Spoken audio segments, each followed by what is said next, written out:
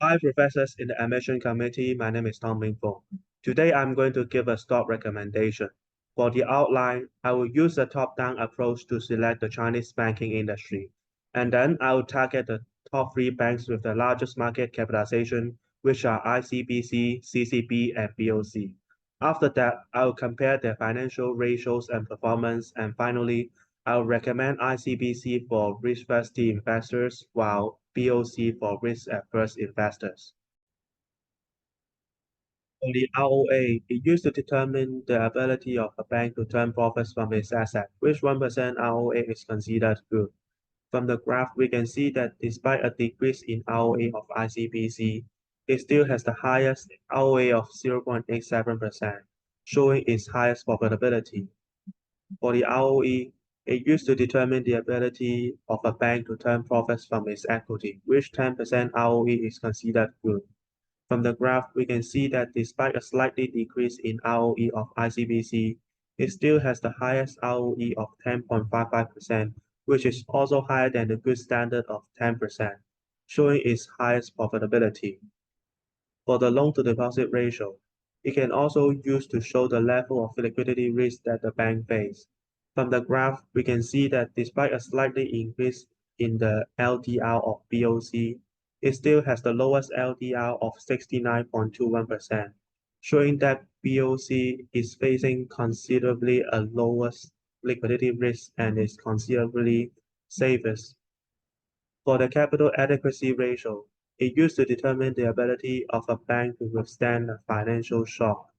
From the graph, we can see that all the CER ratios from three banks have been increased, showing that all of them has increased Tier 1 and Tier 2 risk-weighted asset. From the graph, we can also see that BOC has the highest CER ratio, showing that it is safest among the other banks. For the payout ratio, it shows the portion of retained earnings for the banks to pay as dividend.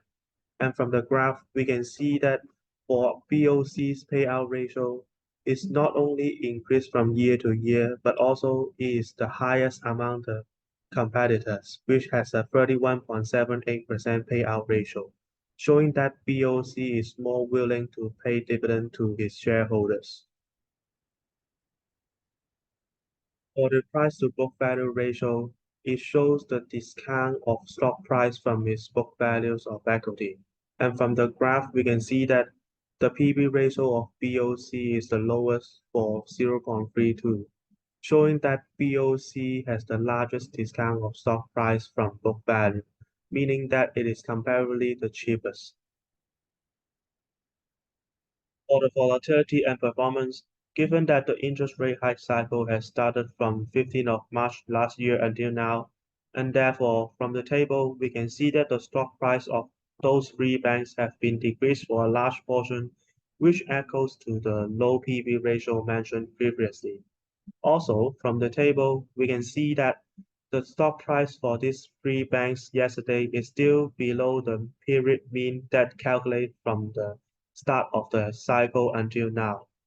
Besides, we can also see that ICBC has a lower standard deviation, which means that it has the lowest risk in terms of volatility. So in conclusion, based on my previous finding, I'll recommend ICBC to risk-first investor for bringing them larger potential capital gain while fewer dividend received. It is because ICBC has the highest profitability while medium risk. At the same time, I'll recommend BOC to risk-averse investor for bringing them fewer potential capital gain while larger dividend received.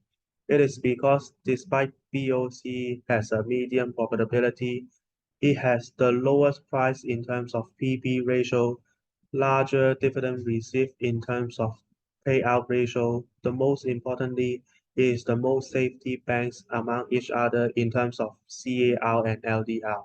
Thank you.